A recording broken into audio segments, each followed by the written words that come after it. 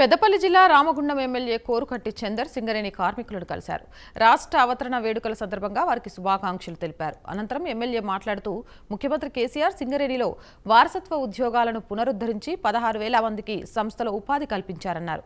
మహిళలకు ఉపాధి అవకాశం, కార్మికులు ఇల్లు కట్టుకునేందుకు వడ్డీ లేని 10 లక్షల రుణ సదుపాయాన్ని కల్పించారన్నారు. గత ప్రభుత్వాలు చేయలేని సదుపాయాలు తెలంగాణ సర్కార్ చేసిందంటూ సంతోషం వ్యక్తం చేశారు.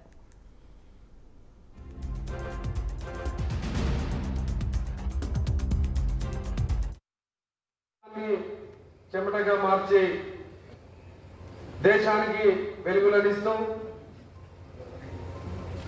సర్వం కుటుంబం కోసం త్యాగం చేస్తూ ప్రాణాలను సైతం లెక్క చేయకుండా సింగరేణి ఉద్యోగులుగా పనిచేస్తున్నటువంటి కార్మికులందరికీ కూడా హృదయపూర్వకంగా దశాబ్ది ఉత్సవాల సందర్భంగా తెలంగాణ అవతరణ దినోత్సవ శుభాకాంక్షలు తెలియజేస్తా ఉన్నాను.